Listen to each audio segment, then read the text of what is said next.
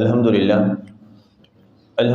وحدہ والصلاة والسلام علی من لا نبی بعدہ اما بعد فاعوذ باللہ من الشیطان الرجیم بسم اللہ الرحمن الرحیم وقالوا قلوبنا غلف بل لعنهم اللہ بکفرهم فقلیلا ما یؤمنون ولما جاءهم كتاب من عند الله مصدق لما معهم وكانوا من قبل يستفتحون على الذين كفروا فلما جاءهم ما عرفوا كفروا به فلعنة الله على الكافرين۔ کہنے لگے ہمارے دل تو غلاف میں لپٹے ہیں، نہیں بلکہ ان کے کفر کی وجہ سے اللہ نے ان پر لعنت کا پردہ ڈال دیا ہے، تو کم ہی اب ایمان لائیں گے۔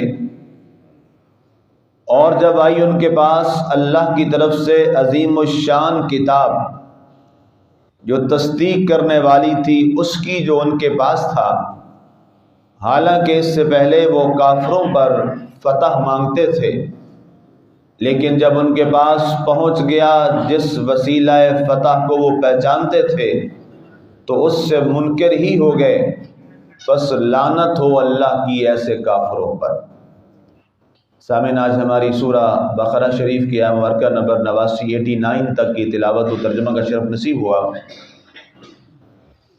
گفتگو ہماری گزشتہ درس مبارک میں چل رہی تھی یہود و نصارہ میں سے، خاص طور پہ اہل کتاب میں سے یہودیوں کے حوالہ سے، اور اس میں درمیان میں ضمن ذکر عیسائیوں کا بھی آ گیا حضرت عیسیٰ علیہ السلام کی وجہ سے، اور اس میں یہ بتایا گیا کہ یہ جان بوجھ کر اللہ کے رسولوں اور انبیاء کو شہید کرتے تھے، ان کے احکامات کا نعوذ باللہ انکار کرتے تھے، اور بہانے سے اپنی ہی کتابوں کو جھٹلانے کی کوشش کرتے تھے۔ اس کے بعد اب ایک اس کا نتیجہ جو ہے اور ان کی اس مکاری کا اللہ نے ذکر کیا، فرمایا وَقَالُوا قُلُوبُنَا غُلْفٌ۔ اب جب ان سے انہی کا نبی اور رسول کوئی بات کرتا تو کیا کہتے کہ ہمارے دلوں پر تو غلاف اور پردہ ڈال دیا گیا، ہم نے یہ کام کیا، ہمیں اس کا اندازہ ہی نہ ہوا، ہمیں پتہ ہی نہ چلا۔ یہ منافقوں کی بات ہوتی ہے، منافق ہمیشہ ایسے کہتا ہے۔ بنیادی طور پہ منافق بزدل ہوتا ہے، جو کسی کے منہ پہ بات نہیں کر سکتا، پیٹھ پیچھے کرتا ہے۔ منافق بزدل ہوتا ہے اور مکار ہوتا ہے، اسی لیے اللہ نے کافر کو اتنا اس لحاظ کا برا نہیں جتنا منافق کو کہا ہے۔ کافر کی سزا منافق سے دوزخ میں کم ہے، یہ قرآن کا اعلان ہے۔ اب وہ منافق عملی بھی ہو سکتا ہے، وہ منافق اعتقادی بھی ہو سکتا ہے، دونوں کی وضاحت میں نے کر رکھی ہے، اس کو ریکال کر لیجئے، نہ ہے تو پوچھ لیجئے گا۔ اب یہاں ارشاد فرمایا گیا کہ بل لعنہم اللہ بکفرہم، اب یہ ان کی منافقت تھی اہل کتاب کی، حالانکہ ان کے دلوں پہ غلاف کس نے چڑھایا؟ یہ ان کا اپنا چڑھایا ہوا تھا۔ اللہ تعالیٰ نے تو کتاب بھی انہیں عطا کر دی، اللہ نے صاحب کتاب رسول بھی انہیں عطا کر دیا۔ اب جب قرآن ان کے پاس تورات موجود تھی، جناب موسیٰ علیہ السلام موجود تھے، عیسائیوں کے پاس بائبل موجود تھی، انجیل پاک، اور جناب عیسیٰ علیہ السلام انہیں سمجھانے کے لیے موجود تھے، تو اس کے بعد کسی پردے کی بات رہ ہی نہیں جاتی۔ اب یہ ان کی اندر کی منافقت تھی۔ اللہ نے فرمایا بل لعنہم اللہ بکفرہم، اب یہ ان کا جو انکار تھا، اب یہاں کفر بمانا انکار کے ہے، اب یہ جو ان کا انکار تھا حق بات کو نہ ماننے والا، اب اس پر اللہ نے ان پر لعنت کی، اللہ کی لعنت، استغفر اللہ الیاذ باللہ، اللہ کی لعنت ہوئی اس پر۔ اب بتائیے جس پر اللہ کی لعنت ہو جائے تو فرشتوں کی تو خود بخود لعنت ہو جائے گی، جس پر اللہ کی لعنت ہو جائے اس پر ساری دنیا کی تو خود بخود لعنت پڑ ہی جائے گی۔ اب وہ ملعون ہو جائے گا دنیا اور آخرت کے اندر جس پر اللہ کی لعنت پڑ جائے، اور اللہ نہ کرے کہ کسی پر اللہ کی طرف سے لعنت پڑ جائے۔ اللہ سب کو محفوظ رکھے. فَقَلِيلًا مَا يُؤْمِنُونَ، ان میں سے بہت تھوڑے ہیں جو باطن کے مومن ہیں، جو اندر کے صاحب ایمان ہیں. اب یاد رکھیے، ایک تو ظاہری کلمہ ہے جس سے آپ اقرار کر لیتے ہیں، اس سے آپ ظاہری طور پہ تو لوگوں کی آنکھوں میں دھول جھونک کے مسلمان یا صاحب ایمان بن گئے، یا ظاہر اہل کتاب کی بات ہو رہی تو اہل کتاب بن گئے، لیکن اصل ایمان تو وہ ہے جو آپ کا اور رب کے درمیان دل کا معاہدہ ہے. دل کا معاہدہ ہے. اقبال رحمۃ اللہ تعالی علیہ نے اسی بات کو فرمایا تھا کہ زبان سے کہہ بھی دیا لا الہ تو کیا حاصل. زبان سے کہہ بھی دیا لا الہ تو کیا حاصل، دل نگاہ جو مسلمان نہیں تو کچھ بھی نہیں. اصل تو کلمہ شریف دل کا ہے. جس کے دل میں ہی کلمہ شریف نہ اترا تو پھر اس نے تو اپنا رب سے عہد وفا پورا ہی نہیں کیا.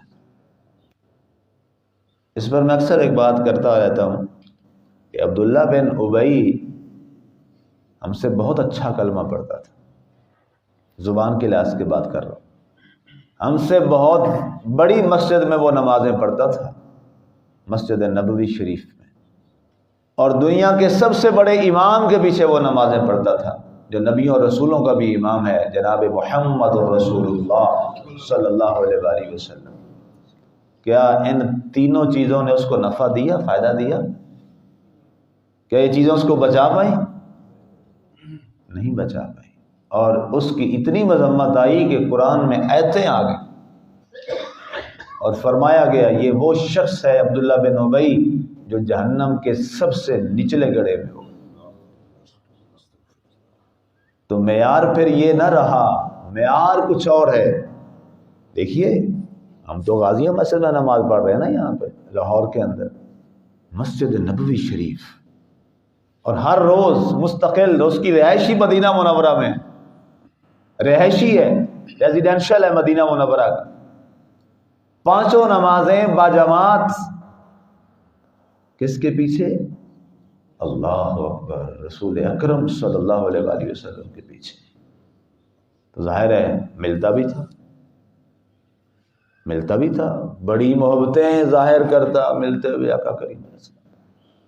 لیکن بات کہاں ٹھہری؟ اندر صاف نہیں تھا. اس لیے جس کے اندر صاف نہیں ہے کوئی فائدہ نہیں ہے. یہ ببانگ دوحل میں کہہ رہا ہوں، جس کا باطن صاف نہیں ہے کوئی فائدہ نہیں. باطن صاف کیجیے. قرآن اس پہ زور دے رہا ہے، اور یہ ساری آیتیں اسی پہ زور دے رہی ہیں. اللہ نے کیا فرمایا؟ لعنت، لعنت، اللہ کی لعنت. اور اگلی آیت تو اللہ اکبر، کتنا واضح پیغام ہے. فرمایا وَلَمَّا جَاءَهُمْ كِتَابٌ مِّنْ عِندِ اللَّهِ. اب قرآن کی بات ہونے لگی انہی اہل کتاب کے لیے. فرمایا کہ جب ان کے پاس اب اللہ کی طرف سے کتاب آ گئی، مصدق لما معہم، جو تصدیق کرنے والی ہے ان سب کی، ہم ضمیر جمع کی ہے، چاہے یہودی ہیں چاہے عیسائی ہیں، ان کے پاس جو کتابیں موجود ہیں ان سب کتابوں کی تصدیق کرنے والی کتاب آئی ہے جس کا نام ہے قرآن پاک. اب ساری کتابیں منسوخ، اب ایک ہی کتاب ہے جو سب کی تصدیق کنندہ ہے، اور وہ کیا ہے؟ وہ قرآن پاک ہے. اب آ گئی، اور ان سب کے نبیوں اور رسولوں کے تصدیق کنندہ بھی تشریف لے آئے، جناب سیدنا محمد رسول اللہ صلی اللہ علیہ وآلہ وسلم. وَقَانُوا مِن قَبْلُ يَسْتَفْتِحُونَ عَلَى الَّذِينَ كَفَرُوا. اب قرآن انہیں یاد کروا رہا ہے، اللہ یاد کروا رہا ہے. یہود و نصارہ کو جب آقا کریم علیہ السلام نے دعوت اسلام پیش کی اور اپنی رسالت کی بات کی تو انہوں نے انکار ہی کر دیا. کہا آپ کہاں سے اللہ کے رسول، نعوذ باللہ اللہ کے نبی، آپ کو ہم نہیں مانتے، آپ کو تو ہم جانتے ہی نہیں ہیں. اللہ نے ظاہر ہے اللہ سے تو کچھ نہیں نہ چھپا. انہوں نے سمجھا کہ شاید وسلم اب پیدا ہوئے ہیں، ان کو تو یہ تو یہی دیکھ رہے تھے کہ اب آئے ہیں، انہیں ہمارے پہلے معاملات کا کیا پتہ. لیکن جس نے رسول بنا کر بھیجا ہے اس کو تو سب اگلوں کا بھی پتہ ہے، پچھلوں کا بھی پتہ ہے، جو ابھی آنے والے ہیں ان باتوں کا بھی پتہ ہے، وہ تو قیامت تک سب جانتا ہے، وہ مالک ہے۔ اللہ نے فرمایا محبوب ان سے ذرا پوچھنا، جب ابھی میں دنیا میں ظاہری طور پر پیدا بھی نہیں ہوا تھا، جب میں ابھی دنیا میں سیدہ آمنہ علیہ السلام اور سیدنا عبداللہ علیہ السلام کے گھر میں ابھی ظاہری طور پر میں آیا ہی نہیں تھا، تو تم لوگ جب کافروں سے لڑنے جاتے تھے، جنگ کرنے جاتے تھے، اے اہل کتاب، تو تم کیا کرتے تھے؟ تمہیں یاد کرواؤں؟ محبوب ان کو یاد کروائیے۔ یہ اللہ فرما رہا ہے اپنے محبوب صلی اللہ علیہ وسلم سے، اے محبوب جب یہ کافروں کے مقابلے میں اہل کتاب شکست خوردہ ہونے کے قریب ہوتے اور وہ ان پہ غالب آنے لگتے اور یہ مغلوب ہونے لگتے، تو یہ پتہ ہے مجھے کیا کہتے تھے؟ یہ مجھے کہتے تھے اے اللہ ہماری تورات اور انجیل میں جس محبوب محمد احمد کا تو نے ذکر کیا ہے نا کہ وہ میرا سب سے بڑا محبوب ہے اور نبیوں کا سردار ہوگا اور سب سے بڑا رسول وہ ہوگا جس کی وجہ سے میں نے ساری کائنات بنائی ہے، اے اللہ اسی محبوب کا واسطہ ہے ہمیں کافروں پر فتح عطا فرما۔ کائن سے پوچھئے، آقا نے جب پوچھا تو یہ ظاہر ہے یہ تو کرتے تھے، یہودی عیسائی بھی کرتے تھے، جب دشمنوں کے مقابلوں میں کافر کے مقابلوں میں جو اس وقت صاحب ایمان نہیں ہوتے تھے لڑتے، جب شکست ہوتی تو یہ وسیلہ دیتے تھے آقا کریم علیہ الصلوۃ والسلام کا، اور آقا کا نام دونوں کتابوں میں احمد ہے، کہتے اے اللہ اسی احمد علیہ السلام کا واسطہ جو تیرا محبوب ہے ہمیں فتح عطا کر دے، ہمیں کامیابی دے دے۔ اللہ فرماتا ہے میں ہر بار انہیں تیرے نام کی وجہ سے فتح عطا فرما دیتا تھا۔ اب یہ بھول گئے، اب کہتے ہیں ہمیں نہیں معلوم آپ کون ہیں، ہمیں نہیں پتا احمد علیہ السلام کون ہے اور محمد علیہ السلام کون ہے۔ یہ باطن کے جھوٹے اور اب ظاہر کے بھی جھوٹے ہو گئے۔ اللہ نے فرمایا فلما جاءہم ما عرفوا کفروا، اب جب ہمارے محبوب آ گئے انہوں نے نہ پہچانا، اب یہ پہچانا ہے، انہوں نے پہچان تو لیا تھا، پھر اللہ کیوں فرما رہا ہے نہ پہچانا؟ کیا کوئی ایک یہودی ایسا ہے جس کو یہ نہ پتا ہو کہ یہ وہی رسول؟ ایک بھی یہودی ایسا نہیں، سارے جانتے، اسی لیے تو سازشیں کر رہے تھے، سارے عیسائی جانتے تھے کہ یہ وہی رسول ہے، بلکہ ابھی اعلان نبوت بھی نہیں ہوا تھا، اس راہب نے کیا کہہ دیا تھا؟ وہ عیسائی تو تھا، عیسائیوں کا عالم تھا، اس نے جناب ابو طالب علیہ السلام سے کہا تھا کہ واپس چلے جاؤ، یہ جو تمہارا بچہ ہے نا یہ اللہ کا نبی اور رسول ہے، اور اس کو یہودی نہیں چھوڑیں گے، یہودیوں کو بڑی دشمنی ہے، اور میرا ایمان ہے اور میں اللہ سے یہ عہد کرتا ہوں اگر میرے جیتے جی انہوں نے اعلان نبوت کیا تو سب سے پہلا اس پر ایمان لانے والا میں ہوں گا۔ یہ تو ابھی آپ کا بچپنا تھا، آپ کی اس وقت عمر مبارک تقریباً 11 سال تھی، ایک کے بعد ایک میں اس سے بھی کم بتائی جاتی، 11 ہی مان لیں۔